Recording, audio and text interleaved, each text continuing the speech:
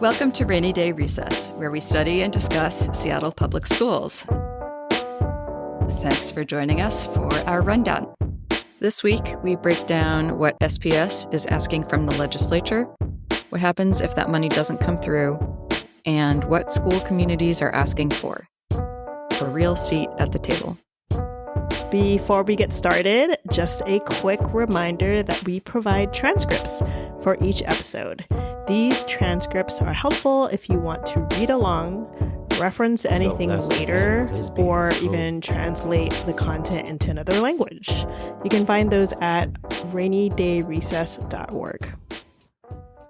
Let's start off with this concept that you mentioned to me, Jazz, this idea of slow news.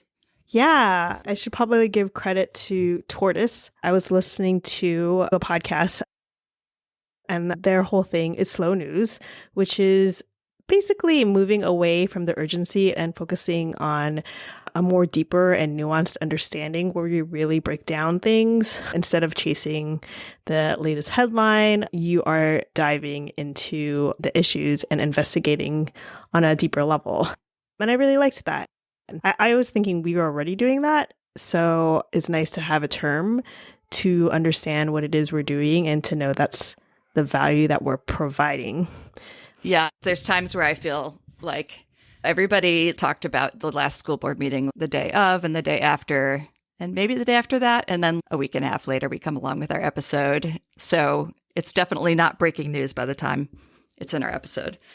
Yeah, and luckily we have a lot of news outlets that can cover breaking news, so maybe doing slow news helps to balance it out more. And we're also just busy and juggling a lot, and sometimes it just takes longer. It's true. It's also circumstantially what is best for us as two parents who are trying to put this podcast together in between our busy lives. And in contrast to everything we just said, we had a breaking news episode on Friday. Right. Partially because nobody else covered this breaking news. It's true. Yeah, it's true. No one covered it. And has anyone covered it since? Nobody has covered it. Oh, okay. Episode 19, if you missed it, was just a very short episode after we were alerted by a community member that the Department of African American Male Achievement and the Department of Racial Equity Advancement were suddenly just gone from the SPS website. Since then, we have some updates. About 6 hours after our episode aired, those departments quietly reappeared on the SPS website. There was no public announcement or explanation from the district at all. Late in the day, we got an email response from SPS Chief of Staff Bev Redmond.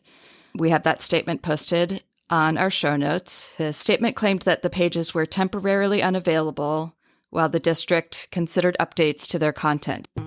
So what do you think? I think it strains all credulity that this was any kind of standard update. Having those two departments and only those two departments offline for a whole week, just shortly after the federal government has been ramping up its push against DEI efforts in schools.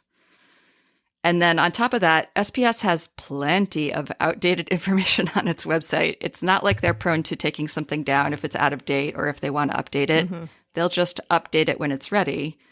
And to my knowledge, they've never just taken down a whole section of the website for days at a time or weeks at a time to update it. Yeah, it's definitely what I thought about too, which is, can we look at any other updates that have happened and have they ever followed the same trend of being down and no one announcing it or saying anything? I will say that the response that we got back from Chief Redmond did emphasize that no programs, staffing, or services had changed, and the SPS remains committed to racial equity. I was very glad to hear that. It sounds like the departments were fully up and operational while the websites were down. Nobody lost their jobs, and they're making public statements about their commitment. So that is, to me, at least that part of it is a very good outcome. Yeah, I agree. And still, it does raise questions about transparency, which is something that the community is often raising concerns about, especially with the timing. Can the timing really be that accidental? And if they did plan the updates, then why not just put a quick announcement so that people aren't alarmed? Or why not just tell the school board directors? The fact that it took public attention for them to reappear makes me wonder what's really happening behind the scenes. And I have to say, it bothers me that other outlets haven't covered this story, even though they came back up right away. It was after media coverage. And I feel like in the wake of what's going on the federal level, if institutions just bow to pressure to hide our values around racial equity or DEI or any of those things, that's how those values get pushed into the background. Yeah, and almost then proves that those are performative values if there's something that they're going to be really bold about during, let's say, a racial reckoning during the pandemic, and then just quietly trickle out of the picture when those things seem to have disappeared from the national landscape. We'll see, hopefully, though, next week if the district or the board make more public statements or even offer resolutions in response to or as an additional follow-up regarding what happened here. Yep. All right. We will keep you up to date on that. Let's talk about school board engagement. At the board retreat that happened earlier this year, President Tupp laid out a work plan for the school board. And one of the new items on it was to have regular community engagement sessions. And the first one happened on February 26th at Bailey Gatzert. The topic of the engagement was the school district budget. The format of the meeting was a slideshow presentation by school district staff, then split up into smaller groups and have each board director get feedback from one of the groups. Meanwhile, budget-related staff wandered between the groups to answer questions. It kicked off with a slide presentation that was, I don't know, what's the easiest way to say this? I mean, it was monotone. It was hard to see. The other thing is that they were the exact same slides from the January budget work session. I was wondering if there would be more information. Sure, or just a summary presentation of it, keeping in mind the amount of time that community members could be there. After the presentation, the board of directors spread out to different groups, 2 cafeteria tables per group. It's a cafeteria, so it was a loud, echoey space, and it was hard to hear. You know, honestly, I probably only caught half of what was said. Same. Yeah, I only caught half. So I imagine it was even harder to hear if you were hard of hearing or a non-native English speaker. There was a sign language interpreter for the slideshow, and I'm sure they must have joined a group. I did see them. Which was great to see. So the school board directors I saw was Director Clark, Director Rankin, Director Sarju, and President Tupp. We ended up in school board director Michelle Sarju's group. And she just went straight into it and actually apologized for the presentation and how much time it took from our conversations, and that it wasn't really the ideal way to engage. And yet that's what happened. I thought she did a great job of disarming the crowd. There was just a high level of frustration in the room, I think. And she was just kind of like, okay, here we are. Like, let's do with this what we can. The biggest question in the room was, does community input actually matter, though? Were they actually listening to the community input that they got? I would say Seattle Public Schools has a long history of holding these meetings and not necessarily folding the feedback that they get into real change. The community expressed 2 kind of specific concerns. I would say the first is the October adjustment that happens every year, where teachers are shifted within schools and around the district after kids have already been in school for a month and a half. It's happened to various degrees over the last few years and is extremely disruptive to teachers and kids and families. The second specific thing was the option school wait lists that I heard brought up a lot. Another thing that people feel like the district is not being upfront about. So those were just a couple of specific concerns that families and teachers expressed, and they didn't necessarily have a direct connection to the budget that was discussed. The big thing I think that people said about the budget was suggesting how a real budget discussion could be had with community that would be productive. There was a lot of talk in our group, at least, about trade-offs and letting the community weigh in on trade-offs, maybe for their own building and how they figure out staffing, for instance. Mm-hmm. Yeah, over and over again from many people I heard, like, we get it, you're in a budget crunch, bring us some choices so that we can see, do we cut our librarian to half-time, or do we have X class size? But the district just has essentially refused to do that over the last few years. They just seem to bring a plan and try to get the community buy-in and then give up on that plan and then bring another plan. Or maybe like concepts of a plan. Even the idea of just doing a task force where they're not necessarily making the actual decisions, but they have more involvement. There was also some talk in our group about participatory budgeting, and that when done well could be a way to answer those concerns. Yeah, there were a couple of parents that have been in the district for longer, though, and remember that there was a participatory budgeting group that happened that was given this tiny pocket of money. And I think they could never really come to a conclusion about how to use that little bit of money, and it didn't impact the larger budget. So that did not end up being a good use of anybody's time. Yeah, maybe that's why the disclaimer was when done well. I definitely noticed that was added in. I was like, oh, okay, so could be done badly. As far as a task force can be put together and have in the past that do give great recommendations, and then the district just doesn't take them. Yeah, like the highly capable task force. And I'm sure there's others. I know that I've read at least like 5 other task force in which that happened, but I couldn't tell you off the top of my head which ones those are. I guess like how I would like to conclude it is I'm very glad that they put a community engagement event together and they're starting to actually engage in that way versus previous years in which it was basically up to an individual director. So I really commend putting this event together, and a majority of the school board directors were there. They had interpretation, they had speakers, they had a lot of district staff there. And so as a first attempt, while probably not close to anywhere near perfect, I do think there was some elbow grease put into that. And hopefully it just continues to get better over time. We'll see. Yeah, that's a really great attitude about it. And I think that there's some degree to which I've been hoping that they would just start doing engagement. Like your first time is going to be rough, and like you can improve from there.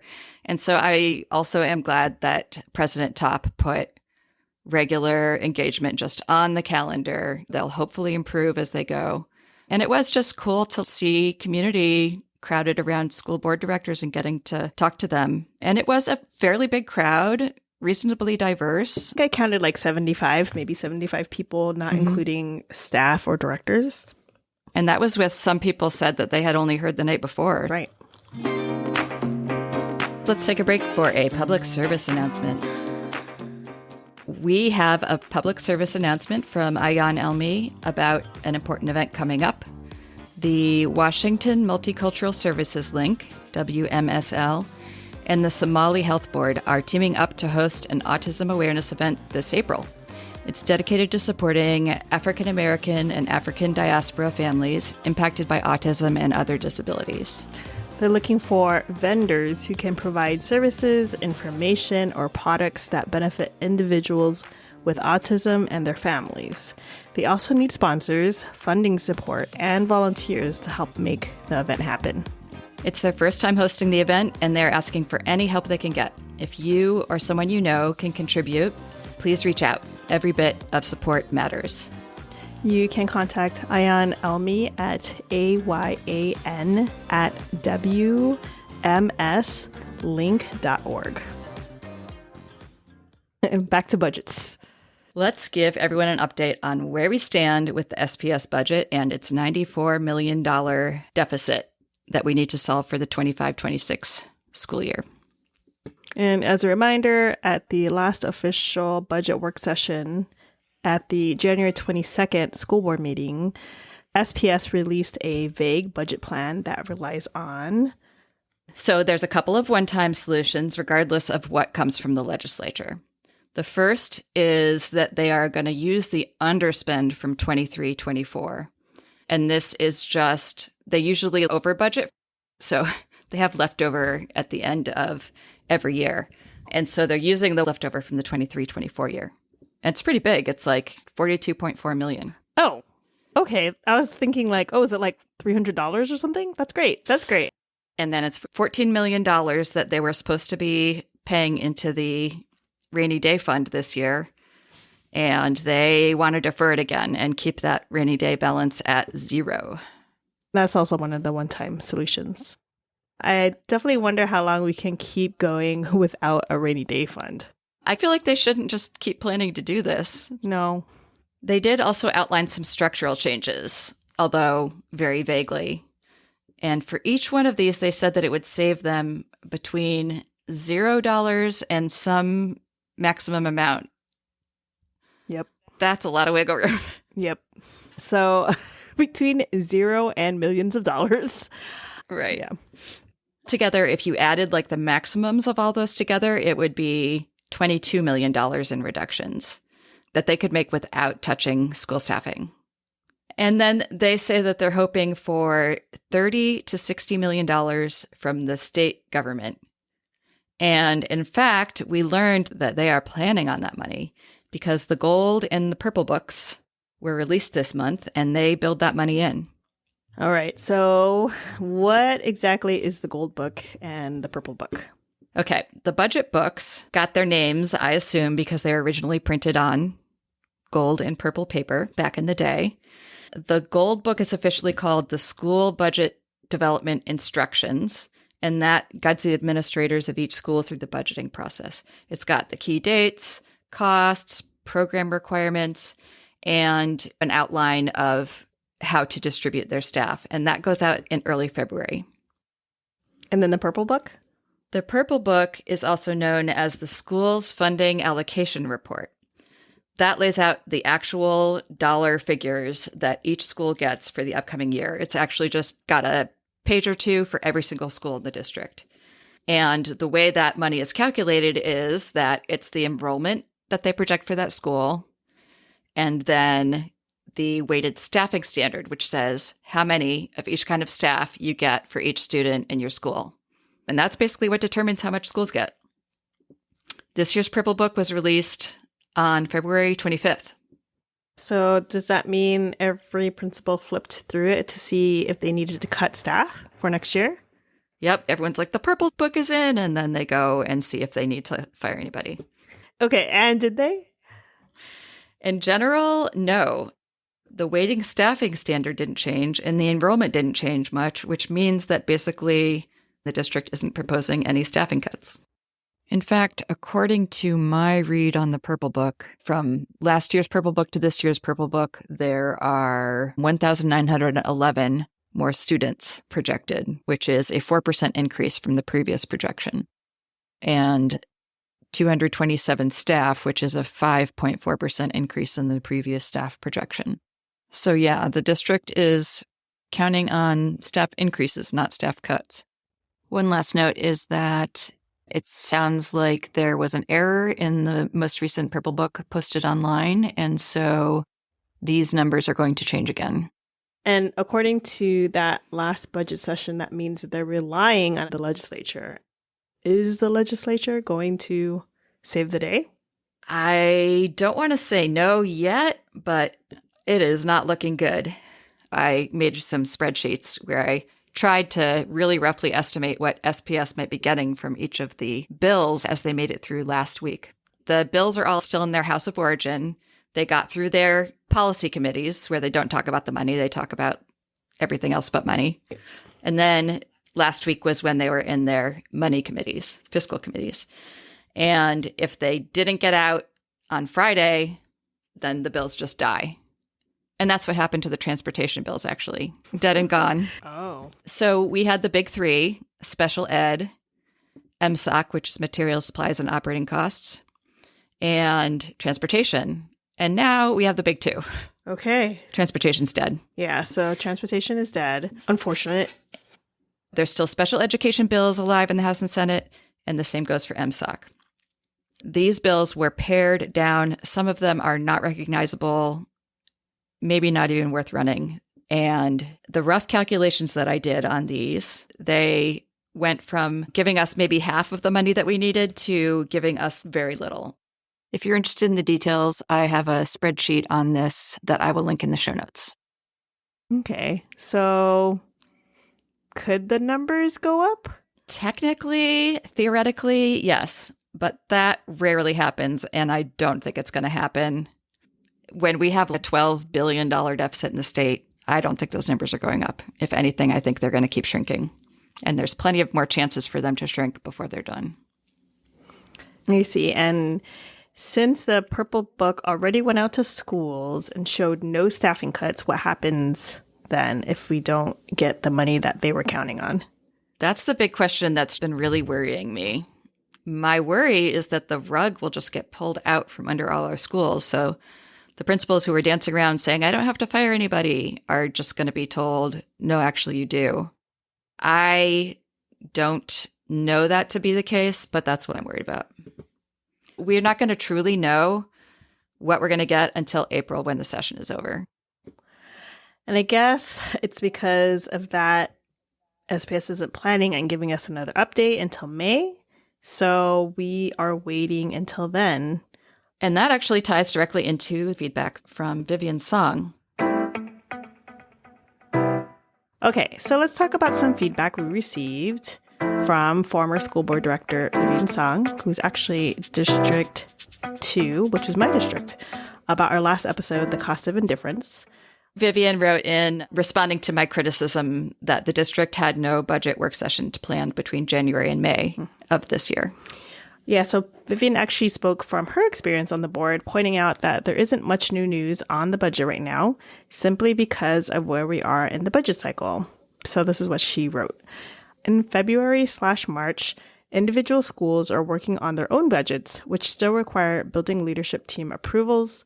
The state legislature is still in session, and final apportionment numbers are needed to do any meaningful work on the budget. Yeah, that makes some sense to me, why they're not coming with new updates. I do wish that update they gave us in January made a lot more sense to me. Maybe then I wouldn't feel so anxious about this gap in between. But I appreciate her information from having gone through this process before. Yeah, it's useful to know. And I guess that's the thing, is that as like a community member, I just think as much transparency as you can provide is useful. And so like if they said, okay, in the budget timeline right now in February or March, it actually says a section of building leadership teams work on their own budgets, I think I would feel better knowing that. They actually do have this cool table in that presentation, and I'll put it in the show notes, where they lay out all the different things that are influencing the budget and what the timelines on those are. Oh, yeah. The color one? Yeah, that was cool. And so the legislature's on there, bargaining with unions is on there. Mm-hmm. So yeah, they've got a lot of balls in the air. And Vivian was also saying that she sees this as a good moment for community engagement before everything's locked in. She said, I think community engagement on the budget is a good use of this time, and it's great that under Gina's leadership, a session was scheduled for Bailey Gatzert Elementary. Yeah, that's the community engagement meeting we broke down earlier in this episode. Yep, makes sense. Mm-hmm. And then there was this other point about student progress monitoring and how recent discussions on outcomes seem to have completely ignored the impact of the pandemic. She wrote, while current outcomes don't meet our collective expectations, any meaningful assessment must account for the unprecedented disruption students and staff experienced. A more comprehensive analysis of pandemic effects would provide better context for our current challenges and inform more effective solutions. Yeah, so that does make a lot of sense. And a lot of analysis of student outcomes in general out there in the world are talking about pandemic recovery more than student progress. True. Yeah, and she also said, thank you for your work and the important conversations you facilitate in our community. Thank you so much for your thoughtful feedback, Vivian. We always appreciate hearing different perspectives and adding more depth to these conversations. Yes, and any institutional knowledge that people can tell us that will help. Yes. You can paint a bigger picture of what's happening. I think all of our listeners would totally appreciate. Much appreciated. That's it for this episode of Rainy Day Recess. If you want to dive deeper into any of the topics we covered, check out our show notes for links and additional resources. And don't forget, if you like what we're doing, please subscribe, rate and review Rainy Day Recess on your favorite podcast platform. It really helps more people find the show. We're also listener supported, so if you'd like to help keep this work going, you can donate at rainydayrecess.org. And as always, if you have thoughts, questions, or feedback, we'd love to hear from you. You can reach us at hello@rainydayrecess.org or find us on social media. Okay, and then maybe you should say who you are. Oh, right. I'm Christie Robertson. I'm Jasmine Pulido. Stay curious, stay cozy, and join us next time for Rainy Day Recess.